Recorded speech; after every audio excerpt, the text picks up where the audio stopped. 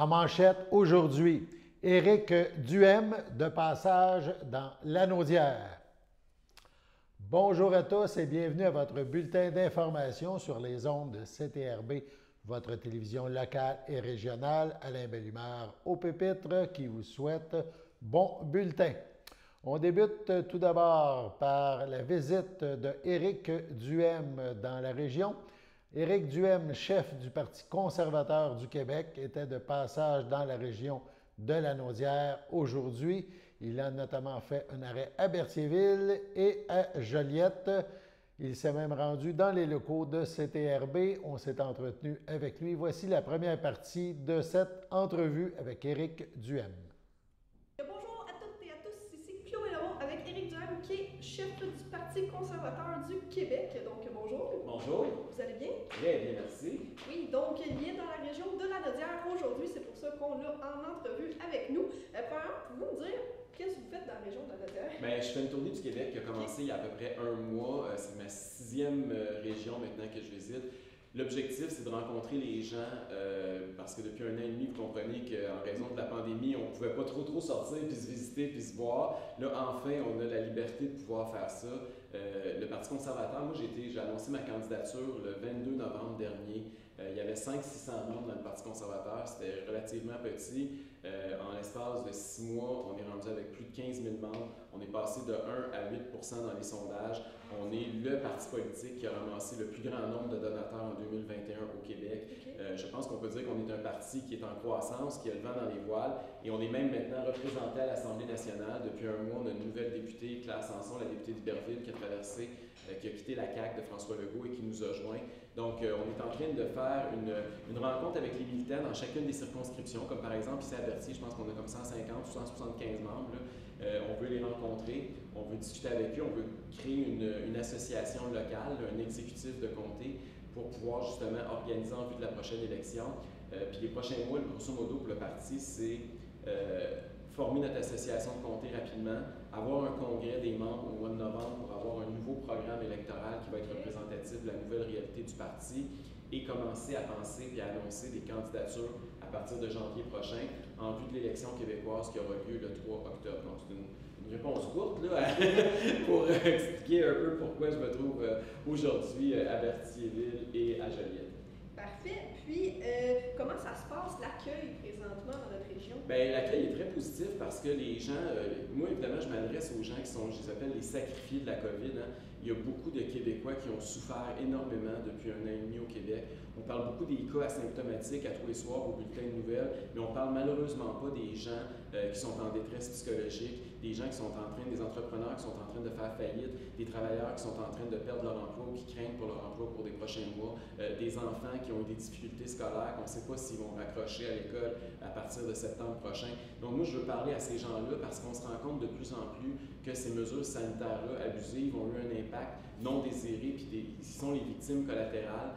Et pour moi, ça, c'est important parce que malheureusement, il n'y a personne présentement qui leur parle. Depuis 1 an et demi au Québec, il y a une espèce d'unanimisme à l'Assemblée nationale. Les 4 partis disaient la même chose, alors qu'il y avait un fort pourcentage de la population québécoise qui n'était pas nécessairement d'accord.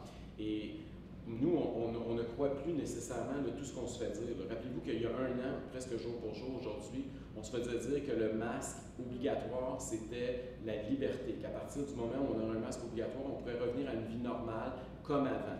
Finalement, l'année qui a suivi a été l'année la moins normale de notre vie. Ça a été l'année où on a eu le moins de liberté de notre vie. Après ça est arrivé le défi 2 mois plus tard, ils nous ont parlé d'un défi 28 jours. Là, pendant 28 jours, il fallait se confiner, puis après ça, on allait retrouver la liberté puis la normalité. Le défi 28 jours a duré plus de 200 jours, dépendamment des régions où vous vous situez, et on n'a toujours pas retrouvé ni la liberté ni la vie normale. Après ça est arrivé le temps des fêtes. Là, on nous a dit, pour Noël, là, vous allez pouvoir faire des parties de famille, là, on va vous donner votre liberté puis votre vie normale, vous allez fêter Noël comme toujours. Encore une fois, ça a diminué à 4 jours, 2 jours. Finalement, la réalité, c'est qu'on n'a pas pu voir notre famille pantoute dans le temps des fêtes. Après ça est arrivé le couvre-feu, 2 mois plus tard. Là, ils nous ont dit 2 semaines de couvre-feu. Après ça, ça va être la normalité, puis ça va être le retour à la vie normale. Le couvre-feu a duré 4 mois, puis on n'a toujours pas eu de retour à la vie normale et à la liberté. Et là, on nous a dit, c'est les vaccins. Fait que là, c'était les vaccins. Là, ça va marcher, c'est vrai. Là. On nous a dit, s'il y a 70 à 75 des Québécois qui se font vacciner, là, on va avoir le vrai retour à la liberté et à la normalité parce qu'il va y avoir une immunité collective. On est rendu à 83 des Québécois qui sont vaccinés première ou deuxième dose et on n'a toujours pas le retour à la liberté, toujours pas de retour à la vie normale. Et là, la nouvelle mode du jour aujourd'hui, le premier ministre François Legault et son ministre de la Santé, Christian Dubé, nous disent là, c'est le passeport vaccinal. On se promenait avec une preuve de vaccin, puis là, avec ça, ça va être le retour à la normalité puis le retour à la liberté. Parce que moi, je ne l'ai pas vu. À un moment donné, je veux dire, ça fait plus d'un an, là, puis on le voit aux États-Unis, il y a une majorité d'États qui sont de retour, eux, pour vrai, à la normalité et à la liberté. On le voit aussi, il y a maintenant 4 provinces au Canada qui sont de retour à la normalité et à la liberté. Puis nous, on a un gouvernement qui utilise un état d'urgence sanitaire, qui pour moi n'en est pas un. Hein. S'il y avait vraiment urgence sanitaire, François Legault ne serait pas en vacances présentement.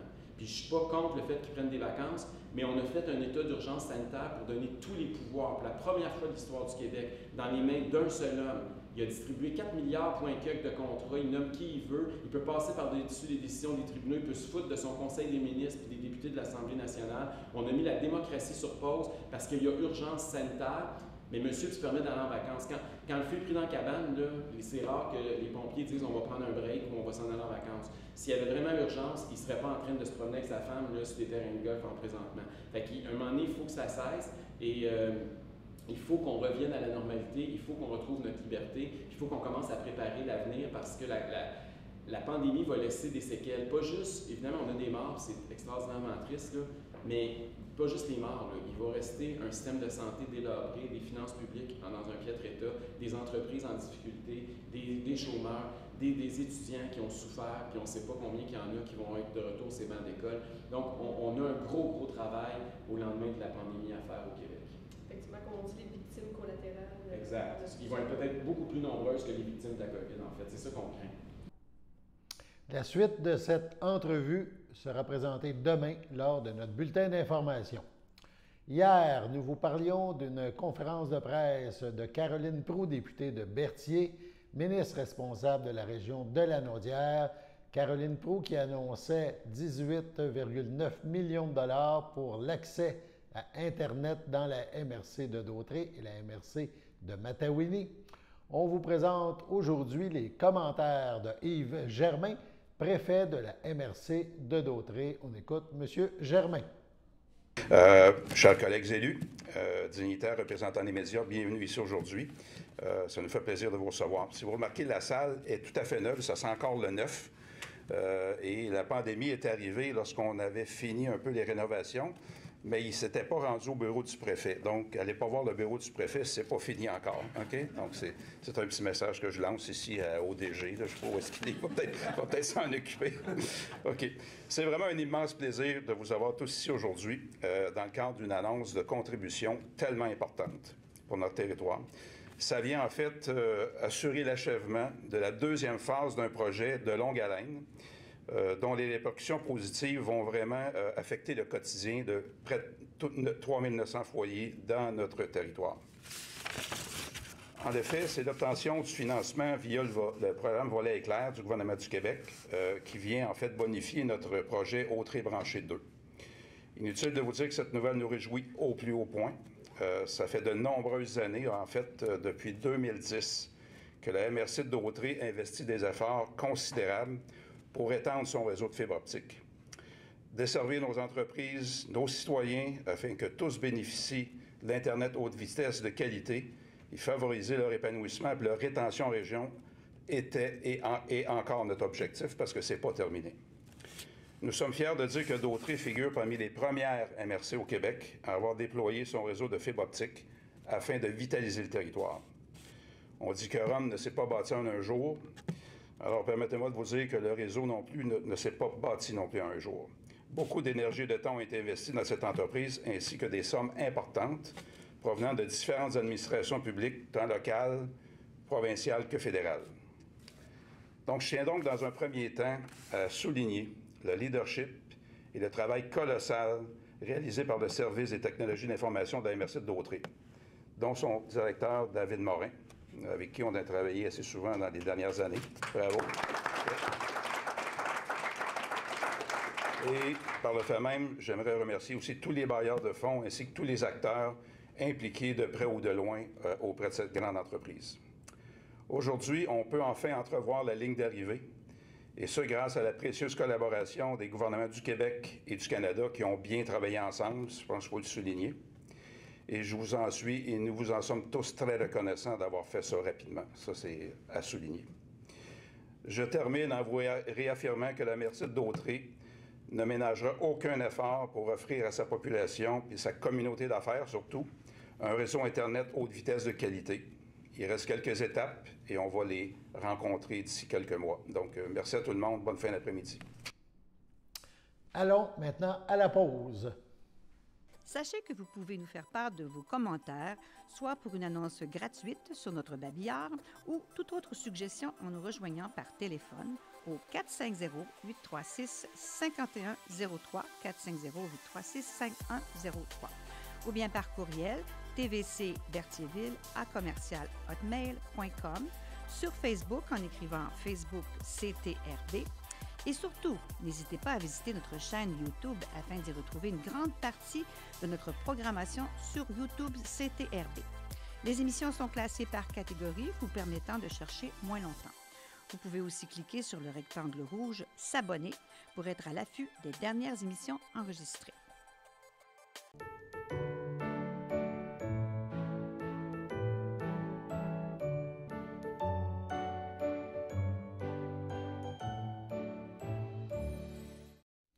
En ce 22 juillet, voici les anniversaires.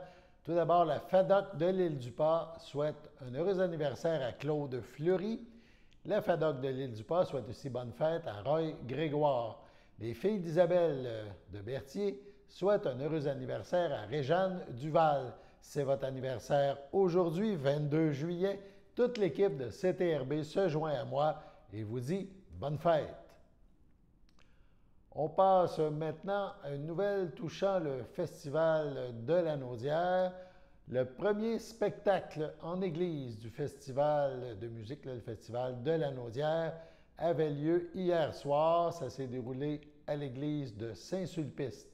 Notre journaliste Chloé Lemont a couvert l'événement. Voici donc un court reportage à ce sujet. On écoute Chloé.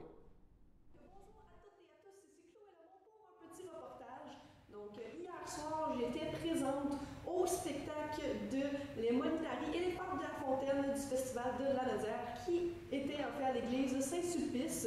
Donc, c'est 150 personnes qui étaient attendues. Ça a été un gros succès. Les gens se sont présentés. C'est un 4e spectacle pour le festival, en fait, qui est affiché complet. D'ailleurs, ça tombe bien aussi que ce soit les Fables de la Fontaine parce que c'est le 400e anniversaire de naissance de Jean de la Fontaine. Donc, pour parler un peu du spectacle en soi, donc ça a commencé avec le Quatuor Molinari qui ont interprété Samuel Barber. Et ensuite, c'était Catherine Perrin qui a interprété, qui est arrivée avec son piano, donc accompagnée aussi des Molinari, qui faisait les Fables de la Fontaine en musique et où ici il y avait des beaux mouvements du visage et effectivement c'était de la belle musique. Donc ils ont interprété 10 Fables de la Fontaine. Donc c'était d'ailleurs des œuvres de Jean-Philippe Rameau et de Denis Goujon. Donc le spectacle était d'une durée de 75 minutes. C'est un spectacle qui a été bien apprécié par les spectateurs et on peut dire aussi que c'est un beau succès. Ça l'affichait complet, c'était le premier spectacle en église. Donc, belle première soirée en église pour le Festival de la Naudière. Ici Chloé Lemont, merci. La direction du CI3S de la Naudière, en collaboration avec le département régional de médecine générale et les municipalités de la MRC de Dautrey, intensifie les efforts afin d'attirer de nouveaux médecins de famille, c'est important, de nouveaux médecins de famille pouvant prendre en charge les usagers sans médecin de famille de Berthierville et de Saint-Gabriel de Brandon. Outre une mobilisation soutenue et une présence active aux actions de recrutement à travers le Québec afin d'intéresser de nouveaux médecins à s'établir dans la région, des alternatives ont été mises en place pour réduire les impacts engendrés par la pénurie actuelle de médecins de famille dans ces deux secteurs. Ainsi, 15 à 20 personnes par semaine ayant des besoins médicaux ponctuels pouvant être vus par un médecin de clinique familiale sont dirigés de la salle d'urgence du centre hospitalier de Lanaudière ou encore du 811, donc lorsqu'on appelle au téléphone, vers le groupe de médecine de famille, le GMF de Berthierville. Par ailleurs, dans un souci de partenariat, ce GMF a permis la prise en charge de 400 nouveaux usagers sans médecin de famille. Dr Harry Max Prochette, chef du département régional de médecine générale de Lanaudière, explique: une alternative comme celle-ci représente bien le travail de collaboration entre le CI3S et les médecins du GMF afin de permettre à des personnes qui se sont présentées à l'hôpital pour une problématique de santé non urgente d'être référées pour une prise en charge. Il profite aussi de l'occasion pour souligner l'excellente collaboration des équipes en place. Aussi, 6 infirmières praticiennes spécialisées font partie du GMF de Berthierville. La 7e arrivera en janvier prochain. Ces IPS, donc ces infirmières spécialisées, assurent le suivi d'une clientèle dont l'état ne nécessite pas une consultation médicale, par exemple maladie chronique, diabète, cholestérol, hypertension artérielle, etc. Suivi des enfants, développement TDAH,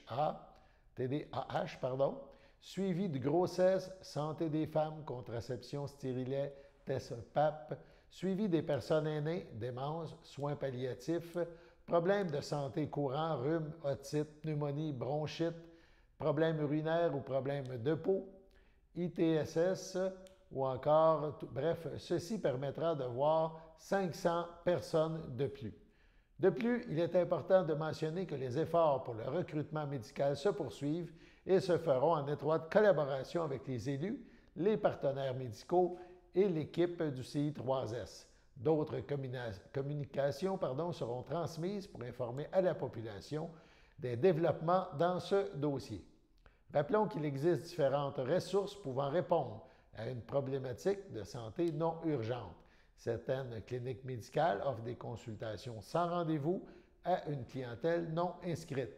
Aussi, en joignant InfoSanté au 811, il est possible de parler à une infirmière et d'être conseillé ou dirigé vers des ressources appropriées. Ce service est disponible 24 heures par jour, 7 jours par semaine. Les personnes qui n'ont pas de médecin de famille sont invitées à s'inscrire au guichet d'accès à un médecin de famille GAMF. Christophe Drouin, autre nouvelle maintenant, Christophe Drouin, finaliste de la région de Lanaudière au concours Tournée vers l'excellence. La financière agricole du Québec est heureuse en effet d'annoncer que Christophe Drouin de la Cidrière Delfino est le finaliste de la 16e édition du concours Tournez-vous vers l'excellence. Christophe a été sélectionné parmi les candidats de 2021 en raison de la haute qualité de son profil d'entrepreneur, de ses réalisations, de ses compétences de gestionnaire. M. Ernest Desrosiers, président-directeur général de la Financière agricole du Québec, souligne: ce concours fait l'éloge de l'excellence, du leadership et du sens entrepreneurial chez les jeunes agriculteurs. Nos finalistes incarnent toute la diversité et le dynamisme qui soutiennent l'agriculture d'aujourd'hui.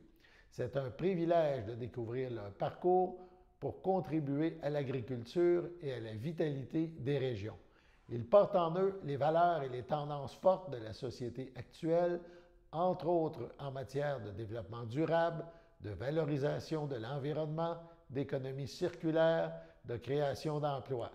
Je vous invite à aller découvrir leur univers respectif, a-t-il dit. Madame Béatrice Caco-Pardo, directrice régionale de la Financière agricole du Québec, ajoute: je lève mon chapeau à M. Christophe Drouin, un entrepreneur d'excellence.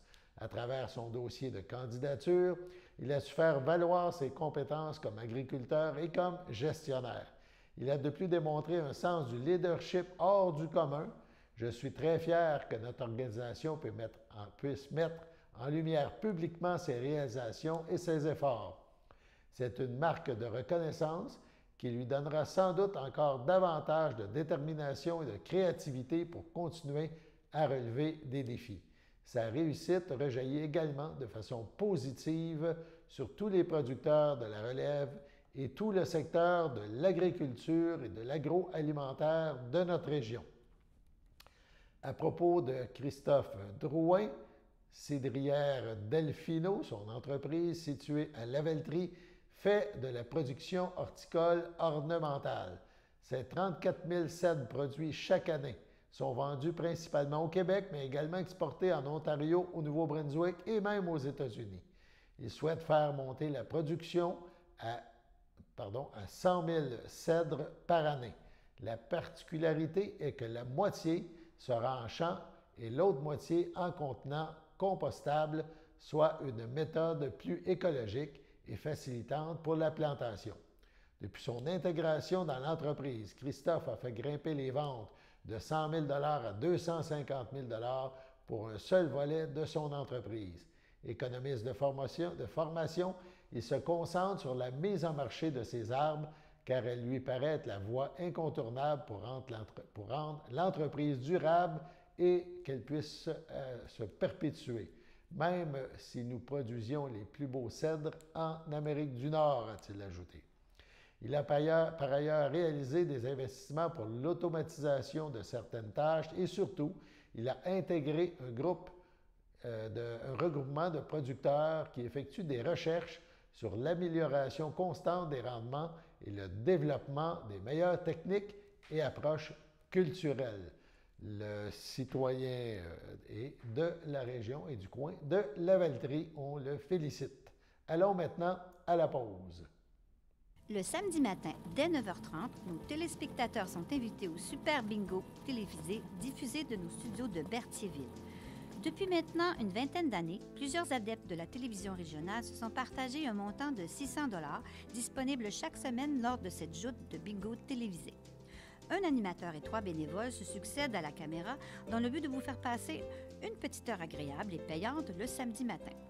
On peut se procurer les cartes de jeu chez les dépositaires autorisés participants, c'est-à-dire à Berthierville, le dépanneur Formule 1 rue Gilles Villeneuve, le marché IGA Extra sur la rue Gabrielle-Brissette, le marché métro rue Notre-Dame, la pharmacie Proxime rue Frontenac, le garage Pétroté sur la rue Gilles Villeneuve et à Saint-Ignace-de-Loyola, le marché Aldo rang Saint-Michel, le dépanneur Le Magasin Esso sur le chemin de la Traverse. C'est un rendez-vous tous les samedis matins à 9h30 sur les ondes de CTRB, votre télévision régionale et communautaire.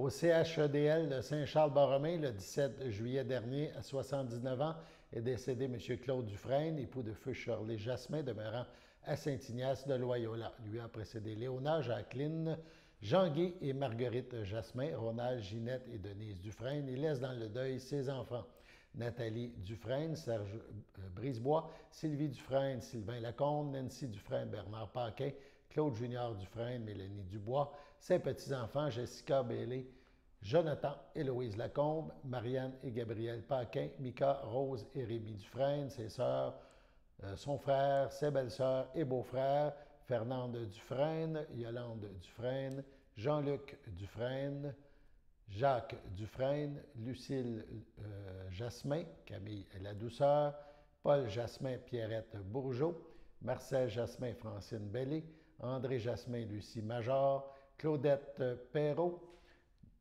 Pauline Maillé, Huguette Leroux, France Bourgeot, ainsi que plusieurs neveux, nièces, autres parents et amis.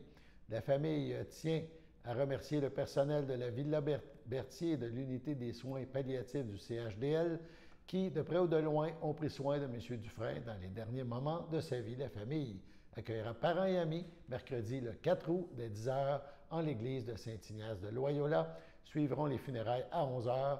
M. Dufresne sera inhumé au cimetière de Saint-Ignace de Loyola le jour même. À son domicile, le 15 juillet dernier, à 73 ans, est décédé M. Robert Clément, époux de Nicole Dubé, demeurant à Saint-Ignace de Loyola. Lui a précédé son fils Pascal et laisse dans le deuil, outre son épouse, son frère Jean-Guy Clément et sa conjointe Huguette Grégoire, sa sœur Louisette Clément, son beau-frère Claude Dubé, ainsi que plusieurs neveux, nièces, autres parents et amis. Une cérémonie aura lieu à une date ultérieure en toute intimité.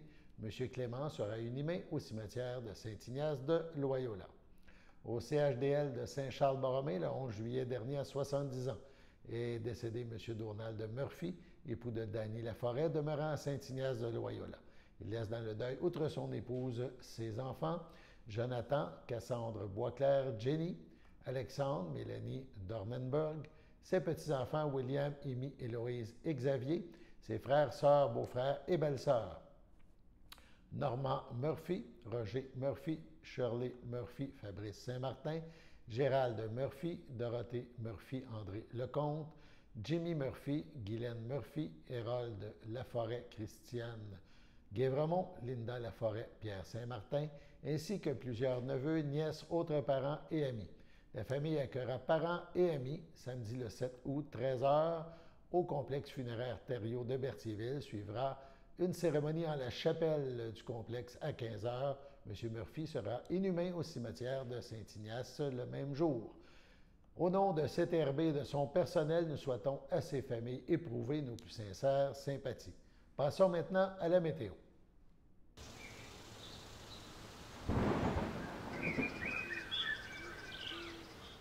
Alors bonjour tout le monde, j'espère que vous allez bien. Donc c'est moi Xavier pour la météo d'aujourd'hui. Alors comme vous pouvez le voir, c'est vraiment ensoleillé, c'est une très belle température aujourd'hui qui vous attend. Donc 23 degrés avec un ressenti de 25, c'est ciel variable pour l'instant, très peu de nuages. Mais pour ce soir, ça va être différent. On parle alors de nuageux avec possibilité d'averse avec une température de 21 degrés avec un ressenti de 23. Cette nuit, un peu plus frisquet, donc il va falloir fermer vos fenêtres éventuellement. Température de 15 degrés avec un ressenti de 14, donc un peu plus froid. Et ça va être ciel variable encore là. Demain matin également, ciel variable. Vendredi matin, ça va être un ciel variable, température de 18 degrés avec un ressenti de 18. Demain après-midi, donc, ça va être ensoleillé avec passage nuageux avec une température de 25 degrés avec un ressenti de 28. La qualité de l'air est bonne, le niveau de UV est bas, de même que le pollen. Donc, malgré qu'il y ait peu de nuages et que le soleil soit fort, eh bien, les rayons UV sont relativement bas. Les moustiques sont présents en quantité modérée, les mouches noires en quantité faible et les mouches à chevreuil en quantité élevée. Et là, c'est vraiment quelque chose de différent de d'habitude. Pour une fois, les moustiques ne sont pas les insectes présents en quantité le plus élevée. Donc, les mouches à chevreuil sont vraiment le fléau à combattre aujourd'hui. Mais sinon, ça va être différent pendant la semaine. Donc, merci beaucoup tout le monde. C'était la météo pour aujourd'hui. Donc, merci d'avoir été à notre écoute. On vous invite au prochain bulletin d'information demain. Au revoir. Bonne fin de journée.